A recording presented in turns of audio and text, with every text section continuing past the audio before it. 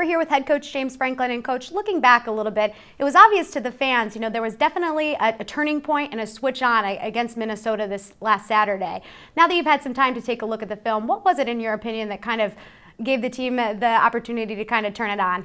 Well, we just needed to make a play, and I think Irvin Charles' play kind of got the sideline excited, got the fans back involved, and we need the fans. So that was big. It just kind of it got the momentum rolling, and we kind of used that to our advantage.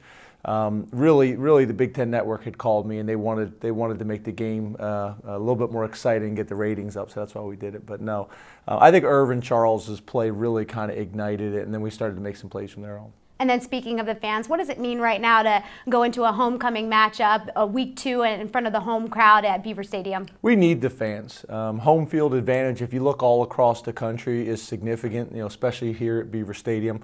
With it being homecoming, it's always a little bit more special. So, we need our 150 coaches, players, and administrators on the sideline. We need 107,000 fans in the stadium going crazy for us as well. And when we do that together, we're difficult to deal with. And another cool thing from the Minnesota game, Manny Bowen. I don't think, fans necessarily understand, in the course of a season what it's like to kind of play all 3 linebacker positions. But Manny playing all 3 in the game against Minnesota, what would you say you saw from him in terms of his maturity to be able to do something like that? Well, I'm just proud of him because probably more than anything it was his poise. We typically are going to have between 8 and 9 scholarship linebackers on the roster. We have lost 7 linebackers this year for significant time. Not all scholarship, both scholarship and walk-on. So Manny Bowen had never played Mike linebacker. We lost two more linebackers in the game and had to throw Manny in there. And I thought he did really well. His instincts were great. We had to keep the game plan really simple and vanilla. But guys stepped up. I mean, you look at Manny Bowen playing a lot of football for us and playing well. Cam Brown, a true freshman, playing really well. So, really proud of those guys. And then Koa moving from safety, hadn't played linebacker all year, and now we move him full-time to that position. So it's a unique experience. I've never seen it or been through it before, but I'm really proud of our guys of how they've handled the adversity.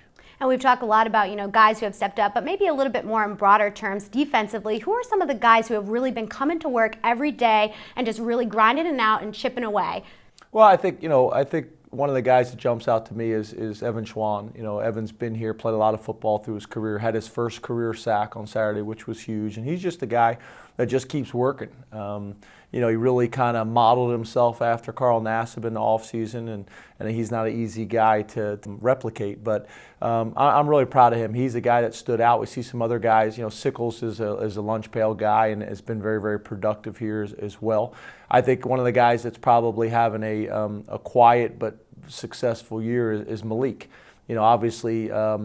This past week, Marcus Allen, 22 tackles, and he gets all the headlines. But Malik's been playing really well. He didn't play this last week. He's another guy we lost for an injury, but he's had a nice year for us as well. And then switching gears a little bit, moving over to special teams, another bright spot this year. Tyler Davis's numbers obviously speak for themselves, but what about the entire kicking unit as a whole? The process between the great snap and the great coverage and everything. What can you say about that you've seen from the unit as a whole? I think the specialists in general have been a real strength. Blake Gillikin as a punter for us, Tyler Yazian as a long snapper has done extremely well. And then, obviously we're really excited about what Tyler's done, breaking the school record for consecutive field goals and things like that. So that's been good. It gives us a really good core to work with. And then we got a bunch of young players that are playing on special teams. As we lose linebackers, that has a significant impact on special teams. As we lose safeties, it has a significant impact on special teams. So I've been pleased with that group. I still think we can take more steps. We did eliminate the negative plays this past week with penalties and things like that. I still think we can bring a little bit more to the game in terms of explosive plays. And then looking right at Maryland, another regional opponent coming up here. What can you say about, kind of your experience with Maryland, a couple of those last 2 games over the years being really close games? What is it about you that excites you about that challenging matchup? Yeah, obviously, again, we got a lot of players on our team and their team that know each other, that have relationships, that are friends or high school teammates or through the recruiting process or whatever it may be. Obviously, it's changed the dynamics in the Big Ten when we were the only team really in this region, and now we have Rutgers and Maryland joining the conference. So it's changed. It's changed recruiting. It's changed, the Big Ten, the complexion of the Big Ten and the competition.